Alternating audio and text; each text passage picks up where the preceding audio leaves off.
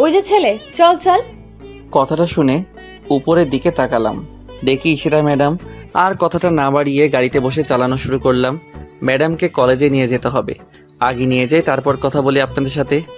শোন, কলেজ শেষ না হওয়া পর্যন্ত এখানেই থাকবে। এসে যদি না পাই খবর আছে। জি ম্যাডাম। যত সব। তারপর ম্যাডাম চলে গেল। আসলে ম্যাডাম এমনই, এই তো 3 বছর আগেও ঠিক ছিল, কিন্তু গত 6 মাস ধরে ম্যাডাম কেমন যেন হয়ে যায়। আগে আমাকে তুমি করে বলতো, এখন তুই করে বলে।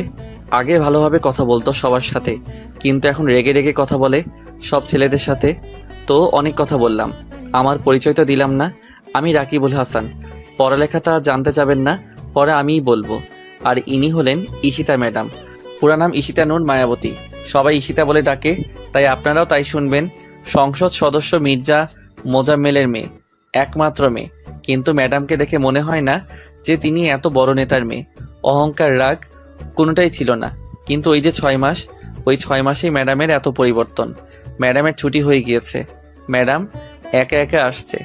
গত 6 মাস ধরে ম্যাডামের মুখে হাসি দেখছি না। তা কেন আমি জানি না, আর জানার চেষ্টাও করিনি। নেতার মেয়ে কখন কি করবে কে জানে, তাই কিছুই বলি না। ম্যাডাম এসেই ওই গাড়ির গেট খুল, বাসায় যেতে হবে। আমি প্রতি উত্তরে কিছু না বলে গাড়ির দরজা খুলে দিলাম। ম্যাডাম বসার পরে দরজা লাগিয়ে আমি ড্রাইভিং করতে লাগলাম। গন্তব্য বাসা। বাসায় এসে পড়েছি। গাড়িটা থামানোর পরে দেখি ম্যাডাম ঘুমিয়ে গিয়েছে। ম্যাডামকে কয়েকবার ডাকলাম কিন্তু উঠলো না। তারপর আমি গাড়ি থেকে নেমে ম্যাডামের দরজার কাছে গিয়ে ডাকলাম, কিন্তু ম্যাডাম উঠছে না। তাই দরজা খুলে ম্যাডামকে ধাক্কা দিলাম। ম্যাডাম, বাসায় এসে পড়েছি। মেয়ে দেখলেই গায়ে ধরতে ইচ্ছে করে না? তোরা ছেলেরা সব এক, লুচ্চা এক একটা। এই বলে আমাকে ধাক্কা দিয়ে বের হয়ে চলে গেল।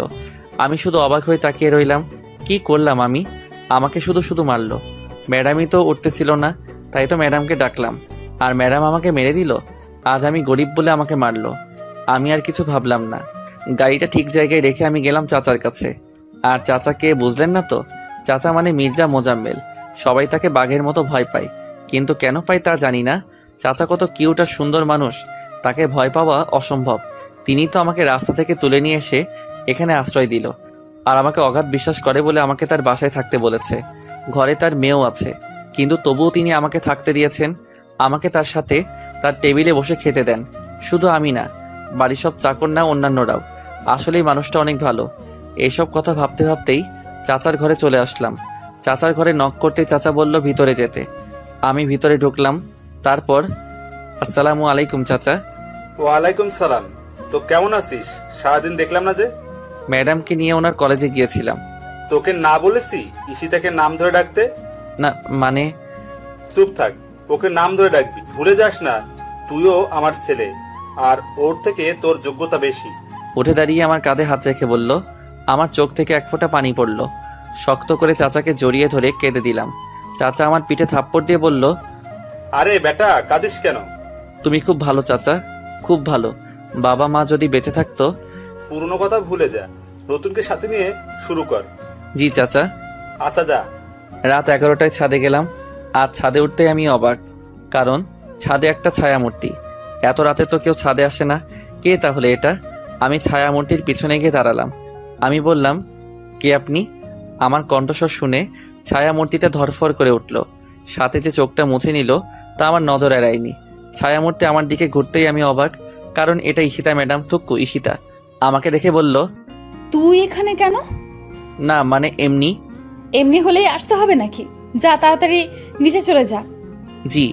তারপর নিচে চলে আসলাম। কিন্তু ঈশিতা কাঁদতেছিল কেন? কারণটা কি? কেননা কোনো না কোনো কিছু হয়েছেই, আর তাই ঈশিতার মনে প্রচণ্ড আঘাতে এনেছে। আর তাই ঈশিতা চুপ করে আছে। না, আমাকে জানতেই হবে ঘাবড়াটা কোথায়। এইসব ভাবতে ভাবতেই আমার ঘরে চলে এলাম। তারপর আর কিছু না ভেবে ঘুমোতে গেলাম। সকালে আবার এক জায়গায় যেতে হবে। সেটা সকালেই বলি কেমন? সকাল 9টা। এই আলসের বাচ্চা, সকাল কয়টা বাজে বের হবি না? জি জি যাব। চল তাহলে। জি চলুন। তারপর আমি গাড়ি নিয়ে বের হয়ে গেলাম। কোথায় যাবেন তা আমাকে বলতে হলো না, কারণ ম্যাডাম তার প্রতি ছুটির দিন যান সেই জায়গায়। আসলে সেই জায়গাটা হলো একটা বাড়িতে। আমি জানি না কেন, তবে আসেন। আর যখন বের হন তখন চুল ঠিক থাকে না। আর তখন ম্যাডামের চেহারা দেখলে মনে হয় সে খুব ক্লান্ত, খুব কষ্ট করে এসেছে। চলে আসলাম। ম্যাডাম বের হয়ে চলে গেলেন। আমি বাহিরে বসে আবার সেই ভাবনায় ভাবতে লাগলাম, ম্যাডাম কেন আসেন এই জায়গায়? 5 মাস ধরে নিয়মিত আসছেন। ভাবছেন কিভাবে বললাম? আসলে আমি হিসেব করে রাখছি দিনগুলো। 3 ঘন্টা পর দেখলাম ম্যাডাম বের হলেন, আজও সেই একই ভঙ্গিতে, কিন্তু আজ যেন একটু বেশি ক্লান্ত। আজ একেবারে হাঁটতে পারছে না। আমি বুঝতে পারছি না কিছু। ম্যাডাম গাড়িতে এসে সোজা বসলেন, তারপর বললেন, তাড়াতাড়ি বাসায় চল, খুব খারাপ লাগছে। জি। আমি আর কথা না বলে গাড়ি চালাতে শুরু করলাম। গাড়ি চালাচ্ছি, লুকিং গ্লাসে ম্যাডামের দিকে তাকিয়ে দেখি ম্যাডাম ঘুমিয়ে পড়েছে। ম্যাডামের চেহারায় ক্লান্তি, ভয়, ঘৃণা সব এক হয়েছে। কিন্তু কেন? সেই কেনয়ের উত্তর এখন না খুঁজে গাড়ি চালানোতে মনোযোগ দিলাম। বাসায় এসে পড়েছি, ম্যাডামকে ডাকলাম কিন্তু ম্যাডাম উঠছে না। কিন্তু গায়ে হাত দিলে তো থাপ্পড় খেতে হবে। দূর, যা হবার তা হবে। আগে ডেকে নেই, ম্যাডাম, ও ম্যাডাম উঠুন, বাসায় চলে এসেছি তো। ম্যাডাম নড়ে উঠল, তারপর হালকা হালকাভাবে চোখটা খুলল। আমার দেখে মনে হচ্ছিল চোখ দুটো খুলতেও খুব কষ্ট হচ্ছিল। অনেক কষ্টে বলল, আমাকে কোলে করে নিয়ে আমাকে একটু আমার ঘরে দিয়ে, আজ আমার শরীর খারাপ লাগছে, প্লিজ। আমি কোলে নিলাম ম্যাডামকে। তারপর ম্যাডামকে নিয়ে উপরে উঠছি। সবাই হয়তো অবাক হচ্ছে, আমার কি। তারপর দেখি চাচা আমাকে দেখে দৌড়ে আসলো, তারপর বলল, কি হয়েছে রাকিব, ওর এই অবস্থা কেন? কিছু না চাচা, মাথা ঘুরে পড়ে গিয়েছিল। তারপর বাসার সামনে নিয়ে আসার পরে আমাকে বলল যে কোলে করে নিয়ে যেতে, তাই। বুঝেছি, আমি ডাক্তারকে আসতে বলছি, তুই ওর কাছে থাক। আচ্ছা। তারপর ম্যাডামকে তার ঘরে নিয়ে শুইয়ে দিলাম। মুখটা কত কিউট লাগছে, কিন্তু কষ্টের ছাপ বোঝা যাচ্ছে। আমি কিছু বুঝতেছি না। মহিলা ডাক্তার আসলো, তারপর ম্যাডামকে দেখলো। ম্যাডামকে দেখার সময় ডাক্তারের চোখগুলো এমন হয়ে গিয়েছিল যেন কি না কি দেখছে। তারপর চাচাকে বলল, ভাই, আমার সাথে তাড়াতাড়ি বাইরে আসুন। জি চলুন। তারপর চাচা আর ডাক্তার চলে গেল।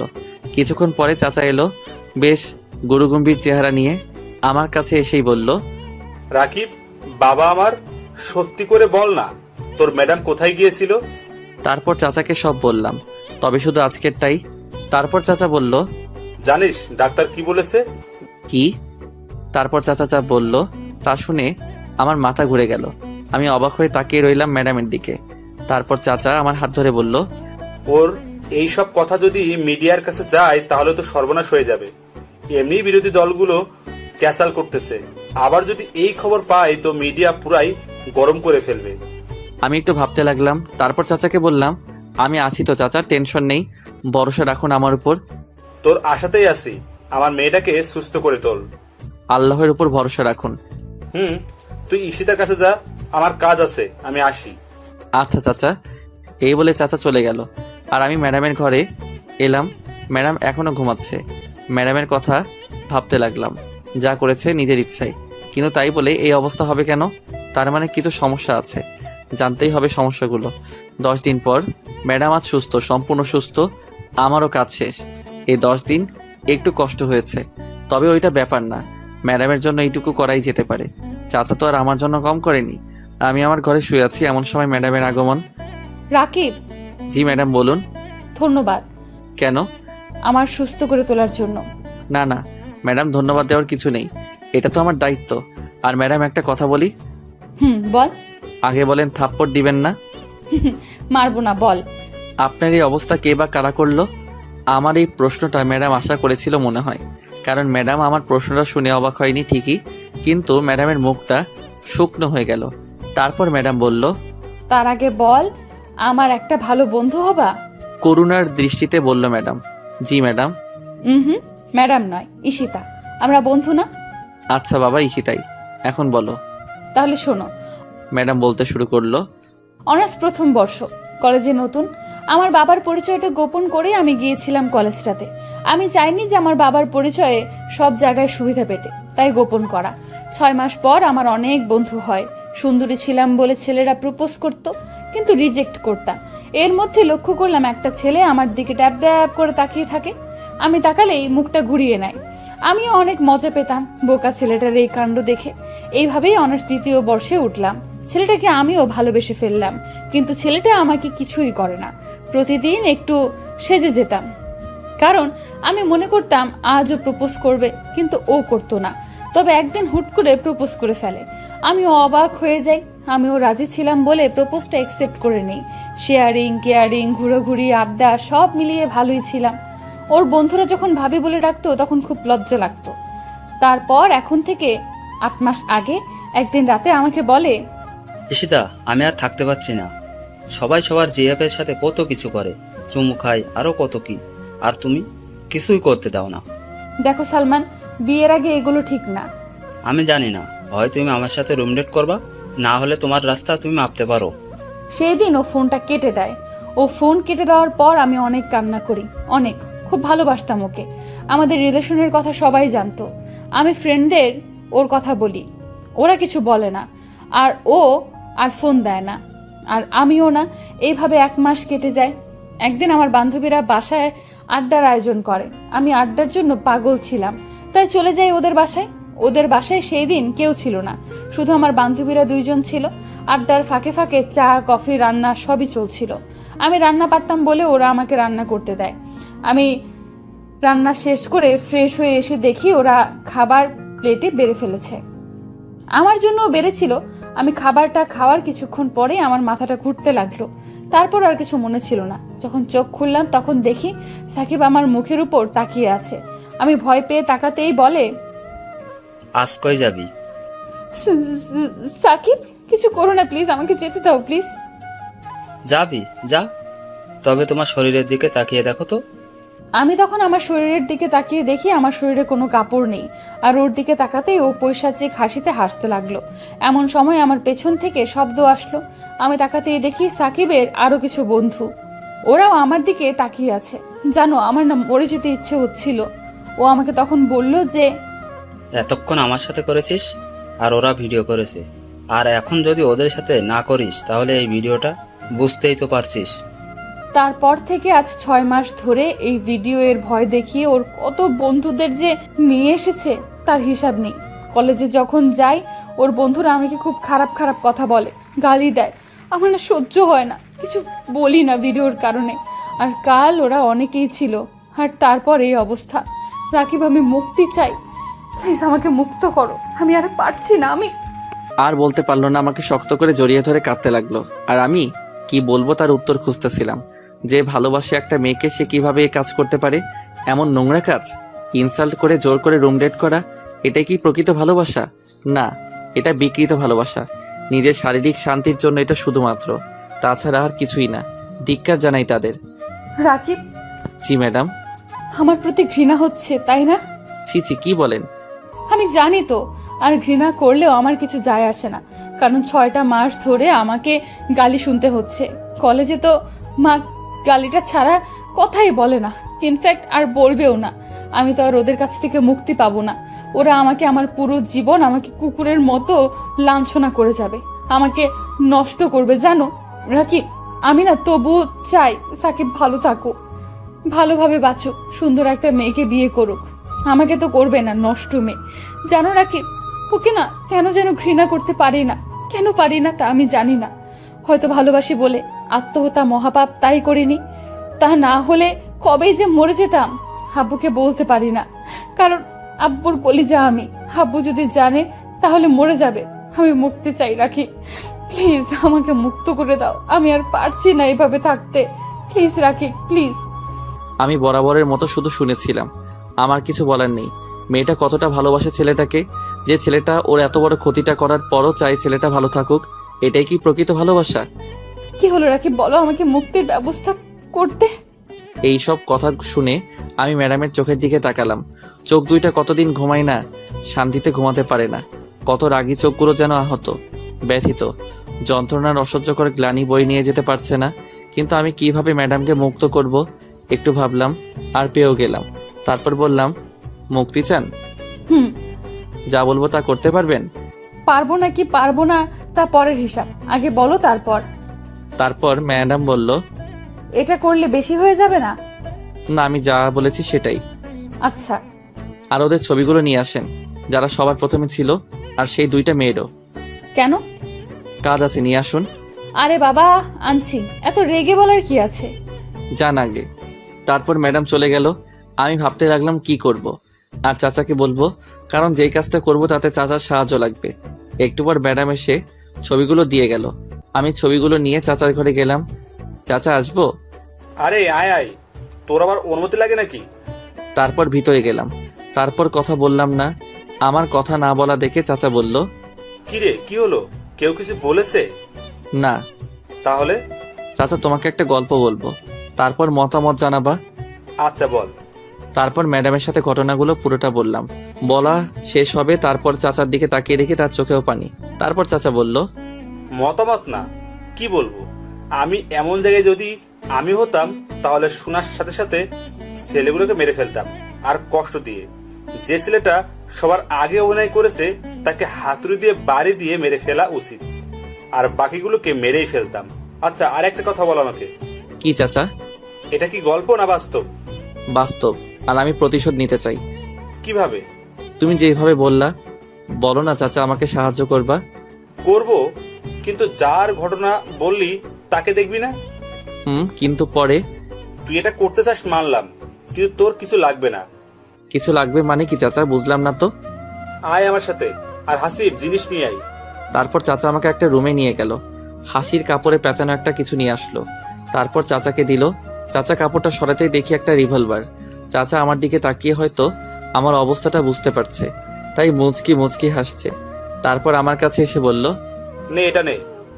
কি হবে এটা দিয়ে? এটা দিয়ে ওদের শেষ করবি, কিন্তু ওদের এক গুলিতেও মারলে হবে না। ওদের মতো ছেলেদের কষ্ট দিয়ে মারতে হবে, আর তা কঠিন কষ্ট দিয়ে। এমন কষ্ট দিতে হবে যেন শয়তানও যেন কেঁপে ওঠে। জি চাচা। আর তোকে কিছু শিখিয়ে দিব, সেটা মেনে ওদের মারিস, তাহলে পুলিশ কেন, র্যাব আসলেও তোদের খুঁজে বের করতে পারবে না, বা পারবে না আসল খুনিকে। আচ্ছা তাহলে বলো। তারপর চাচা আমাকে বলল, কি বললো তা আপনাদের না জানলেও চলবে। তারপর চাচার কাছ থেকে বিদায় নিয়ে ম্যাডামের ঘরে এসে ম্যাডামকে সব বললাম। আর এটাও বললাম যে কাল যাব মারতে, একদিনে 70 জনকে মারব, সাথে মেয়ে দুটোকেও, কারণ ওরাও কম দোষী নয়। তারপর আমি আমার ঘরে এসে কালকের অপেক্ষায় থাকলাম। ভোর 5টা ম্যাডাম আর আমি বেরিয়ে পড়লাম, সাথে প্রয়োজনীয় জিনিসগুলো। প্রথমে যাব সাকিবদের বাসায়। সাকিব একা থাকে। ম্যাডাম আগে উঠে গেল।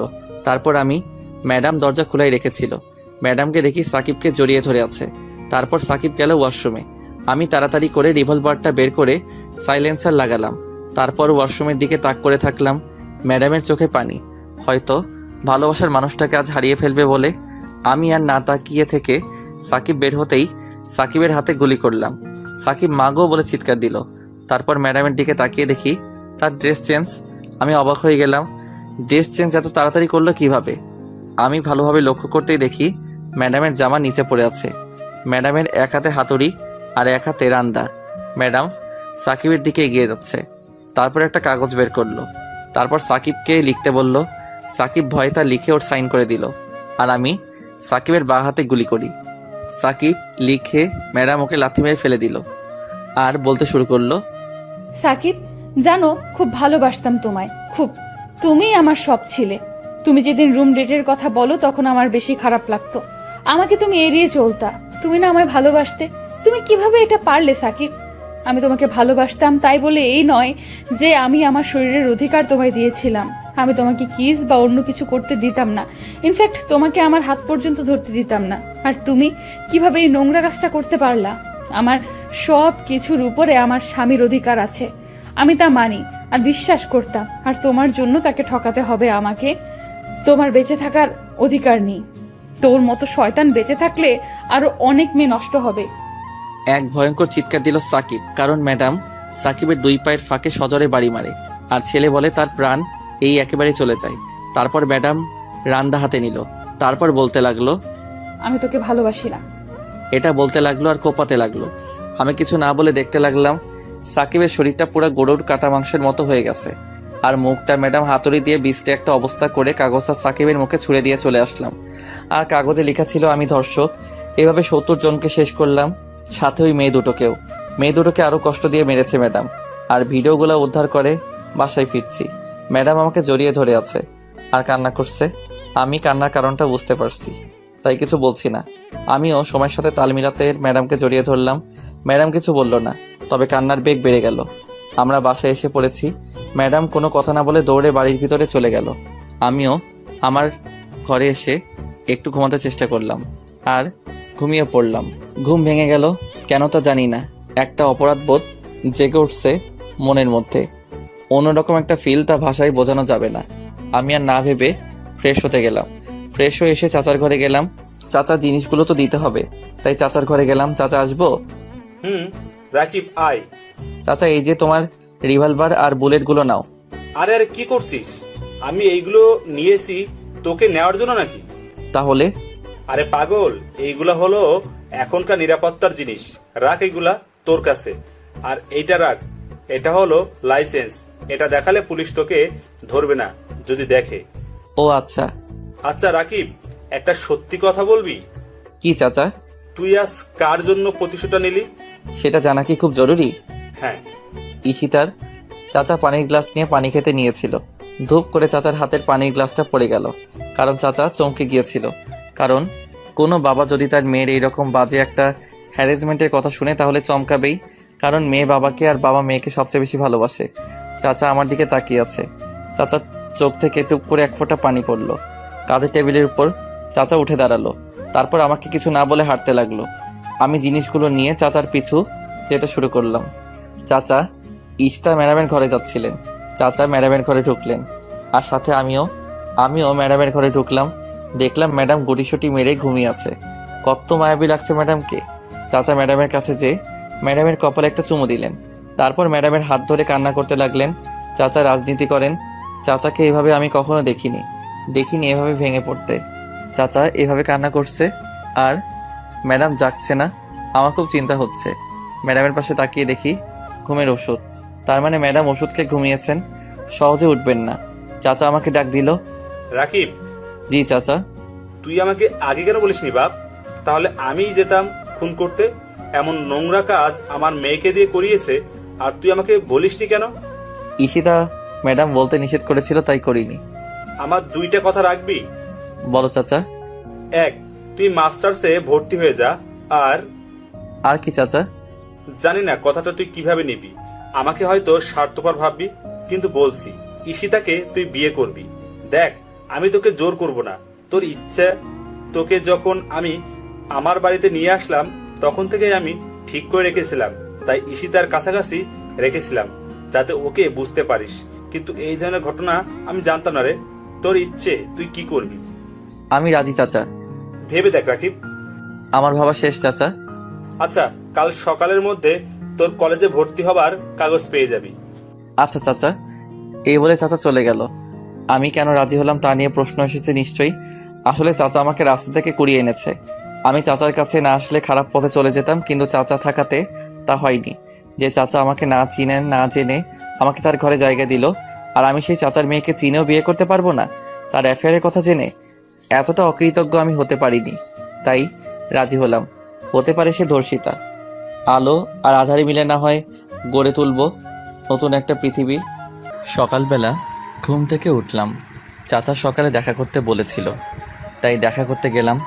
চাচা আমাকে কলেজে অ্যাডমিট করিয়ে দিয়েছে, আর তার কাগজই আমাকে দিয়েছে। আমি চাচার কাছ থেকে বিদায় নিয়ে চলে আসলাম। তারপর রেডি হতে লাগলাম। ম্যাডাম এখনও ঘুম থেকে ওঠেনি, তাই ম্যাডামকে ডাকতে ম্যাডামের ঘরে যেতে লাগলাম। চাচা দেখেছিল, আর দেখে একটু মুচকি হেসেছিল। আর কেন তা আপনারা জানেন। তারপর ম্যাডামকে দেখি পায়ের জায়গায় মাথা আর মাথায় জায়গায় পা, মানে বালিশে পা আর খাটে মাথা। চুলগুলো মুখের উপর পড়ে আছে। দেখতে পেতনির মতো লাগছিল। সেই পেতনিটাকে কি যেন বলে? মনে পড়েছে, চুলওয়ালি পেতনি। আপনারা আবার ওকে বললেন না কিন্তু। তারপর ম্যাডামের কপালে ছোট করে একটা চুমু দিলাম। তারপর ডাক দিলাম, ঈশিতা, এই ঈশিতা, ওঠো, কলেজে যেতে হবে তো, ওঠো। কোনো সাড়া নাই। পানি ঢেলে দিব কিন্তু। ওঠো, ওঠো বলছি। বুঝেছি কি করতে হবে, শুয়ে থাকো, দেখাচ্ছি মজা। পানি আনতে যাওয়ার জন্য যখন উঠে দরজায় চোখ পড়ল, তখন দেখলাম কি যেন একটা ছায়া সরে গেল দরজা থেকে। আমি কিছু মনে না করে পানি নিয়ে আসলাম, কম না, 1 বালতি।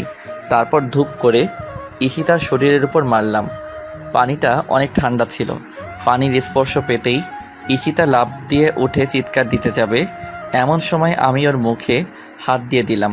ও আমার দিকে রাগী দৃষ্টিতে তাকিয়ে আছে, আর আমি ভিলেন মার্কা হাসি দিলাম। তারপর ঈশিতা, আব্বু। হায় হায়, এখন কি করি? ঈশিতার কান্না শুনে চাচা দৌড়ে আসলেন আর ঈশিতাকে দেখে বললেন, কিরে মা, কাঁদছিস কেন? দেখো না বাবা, রাকিব ভিজিয়ে দিছে। রাকিব, আরেক বালতি ঢেলে দে। জি চাচা, তোমার কথা কি ফেলতে পারি নাকি আমি? হুম। চাচা চলে গেল। ঈশিতার দিকে তাকিয়ে দেখে আমার দিকে রাগী দৃষ্টিতে তাকিয়ে আছে, আর আমি ভিলেনের মতো হাসছি আর ঈশিতার দিকে এগিয়ে যাচ্ছি। ঈশিতা আমার দিকে তাকিয়ে থাকায় মনে করেছে আমার হাতে বালতি আছে। আমার হাতে বালতি আছে ঠিক আছে, কিন্তু তাতে পানি নেই। ঈশিতা আমার এইভাবে তাকিয়ে থাকা আর ওর দিকে এগিয়ে আসতে দেখে ভয় পেয়েছে হয়তো, তাই বলছে, এই তুমি আমার দিকে এইভাবে এগিয়ে আসছো কেন? কি হলো? কথা বলো না কেন? নিশ্চুপভাবে ওর দিকে এগিয়ে যাচ্ছি। ওর খুব কাছাকাছি যখন আসলাম তখন ও আমাকে টান দিয়ে বিছানায় ফেলে দিল। ও আমাকে এতই জোরে টান দেয় যে আমি ক্রমেই উপরে পড়ে যাই। কিন্তু আমি ওর উপরে পড়লাম ঠিক আছে, কিন্তু আমি পড়তেই ওর ঠোঁটের সাথে আমার ঠোঁট এক হয়ে গেল। কিছুক্ষণ পরে ও আমাকে ধাক্কা দিয়ে ফেলে ঘরের একপাশে গিয়ে দাঁড়ালো। তারপর আবার আমার দিকে ফিরে তাকিয়ে আমার কাছে এসে আমার জামার কলার ধরে উঠালো, তারপর আবার ফেলে দিল। আমি পড়ে যাবার পর ও আমার উপরে উঠল, তারপর আমাকে বলল, পিচ্চি পণ্ডিত আমার, খুব পাজি হয়ে গেছো। এই বলে আমার গাল দুটো টেনে দিয়ে দৌড় দিয়ে পালালো। আমি একটু আগের ঘটনা মনে করার চেষ্টা করতেছি, কিন্তু মনে করতে পারতেছি না, তাই আর চেষ্টা করলাম না। আবার তো কলেজে যেতে হবে, তাই রেডি হতে গেলাম। রেডি হয়ে ব্রেকফাস্ট করতে নিচে নামলাম। চাচা খবর দেখছে, আমিও গেলাম নাস্তা করতে। চাচা আমাকে দেখে বসতে বলল, আমি বসলাম। খবরটা শুনে আমি অবাক হলাম, কারণ খবরটা ছিল এরকম, একদিনেই ৭২ খুন, আর নিহতের সবাই ধর্ষণের স্বীকারোক্তি দিয়েছে, আর সরকার সেই হত্যাকারীর শাস্তি প্রকাশ্যে মাফ করে দিয়েছে। আমার ভিতরের অপরাধ বোধ কমে গেল অনেকখানি। ঈশিতাও কখন এসেছে জানি না, কিন্তু ওর মুখেও প্রশান্তির হাসি ঠোঁটের কোণে দেখা যাচ্ছে। অনেক দিন পরে আমি এই হাসিটা দেখলাম। বের হলাম কলেজে যাবার জন্যই, তবে আজ পার্থক্য হচ্ছে আমি কলেজে যাচ্ছি আর ঈশিতাও। আজ ঈশিতার ড্রাইভার না, বন্ধু হয়ে কলেজে গেলাম। চাচা আগেই বলে দিয়েছিল ক্লাস কোথায় পাবো, আমি ঢুকবো এমন সময় ঈশিতা বলল, তুমি তোমার ক্লাস তো তুমি চেনো না, চলো আমি নিয়ে যাচ্ছি। আমি আমার কথা শেষ হবার আগে ঈশিতা বলল, চুপ, একদম চুপ, চলো আমার সাথে। মুখে হাত দিয়ে দাঁড়িয়ে রইলাম। এই তো গুড বয়। তারপর ঈশিতা আমার হাত ধরে ক্লাসে নিয়ে গেল। ক্লাসের সবাই অবাক, আর হবেই বা না কেন, সেমিস্টারে 6 মাস পরে কলেজে গিয়েছি, তার কি হবে। পরে ঈশিতাকে বিদায় দিয়ে ক্লাসে ঢুকলাম। ক্লাসে স্যার আসলো, তখন আমাকে দেখে বলল দাঁড়াতে। আমি দাঁড়ালাম। পরে আমাকে বলল, আমার প্রিয় ছাত্রছাত্রীরা, এই হলো তোমাদের নতুন বন্ধু রাকিবুল হাসান। তোমরা ওকে রাকিব বলে ডাকবা। হাই। তারপর ক্লাসের পর ক্লাস শেষ হয়ে গেল। কলেজ ছুটি হবার পরে ক্লাস থেকে বের হতে যাব, এমন সময় পিছন থেকে একটা মেয়ে আমাকে ডাক দিল। এই যে রাকিব, শুনছো? জি বলুন। আমরা কি পরিচিত হতে পারি? জি, আমি রাকিব। আমি রাইসা, আমরা তো ক্লাসমেট। তুমি করে বলি? আপনি বলতে পারেন, কিন্তু আমি তুমি করে বলতে পারবো না। কেন? এমনি। ও, আমরা কি বন্ধু হতে পারি? ঠিক আছে, এখন বাই। ওকে, ধন্যবাদ, বাই। রাইসাকে বাই দিয়ে আমি পিছনে তাকাতেই দেখি ঈশিতা এক দৃষ্টিতে তাকিয়ে আছে। আমি ঈশিতার কাছে আসতেই ঈশিতা বলল, উনি কে রাকিব? আমার বন্ধু, আমার সাথে ওনার মাত্র বন্ধুত্ব হলো। ও, চলো বাসায় যাওয়া যাক। অবশ্যই। তারপর ঈশিতা আর আমি বাসায় চলে আসলাম। বাসায় এসে খেয়ে একটু ঘুমালাম। তারপর ঘুম থেকে উঠে গল্প লিখতে শুরু করলাম। গল্প লিখে পোস্ট করে ঘর থেকে বের হলাম ঈশিতার ঘরে যাবার জন্য। ঈশিতার ঘরে যেয়ে নক করলাম। ঈশিতা ভিতর থেকেই বলল, আসো রাকিব। তারপর আমি ভিতরে গেলাম। ভিতরে গিয়ে ঈশিতার দিকে তাকাতেই আমি ভয় পেয়ে গেলাম। ঈশিতার চোখ লাল হয়ে আছে, চোখের কোণে পানি চিকচিক করছে। ঈশিতা ওর দিকে এইভাবে তাকিয়ে থাকা দেখে আমাকে বলল, কিছু বলবা রাকিব? আমি এগিয়ে গিয়ে খাটের সামনে চেয়ার নিয়ে বসলাম। তারপর ঈশিতাকে বললাম, কি হয়েছে তোমার? কই কিছু না তো, আমার কিছু হয়নি তো। আর আমার কি হবে? ঈশিতা, মিথ্যা বলছো তুমি আমার সাথে? আমরা না ফ্রেন্ড? তুমি কষ্ট পেয়ে কান্না করছো, আর যার জন্য কান্না করছো তার কারণটা জানবার অধিকারও কি নেই আমার? না না, তুমি যা ভাবছো তা না। আসলে আমার না সাকিবের কথা খুব মনে পড়ছে, খুব মিস করছি। রাকিব, ওকে না খুব ভালোবাসি, খুব। জানো, কাল রাতে স্বপ্নে না ওকে দেখেছিলাম। কলেজে যেদিন ওকে প্রথম দেখি সেদিনের মতো একই হাসি, একই লোক, বোকা বোকা আর টমেটোর মতো কিউট গালগুলো নিয়ে হাসি খুশি একটা ছেলে। কিন্তু আর বলতে পারলো না, কেঁদে দিল। আমি কি বলবো তাই ভাবছি। ওকে সমবেদনা দেওয়ার মতো ভাষা আমার নেই। ওর হাতটা শক্ত করে ধরলাম, তারপর ওর চোখের পানি মুছে দিলাম। ও আমাকে শক্ত করে জড়িয়ে ধরে কান্না করতে লাগলো। কিছুক্ষণ যাবার পর ঈশিতা বলল, রাকিব, আমার একটা কথা রাখবা? বলো। এইভাবে আমার একটা ভালো বন্ধু হয়ে সারা জীবন থাকবা? থাকবো ঈশিতা। ঈশিতার কোনো কথা বললো না, আমিও বললাম না। সন্ধ্যায় আমি পড়তে বসেছি, এমন সময় ঈশিতা আমার ঘরে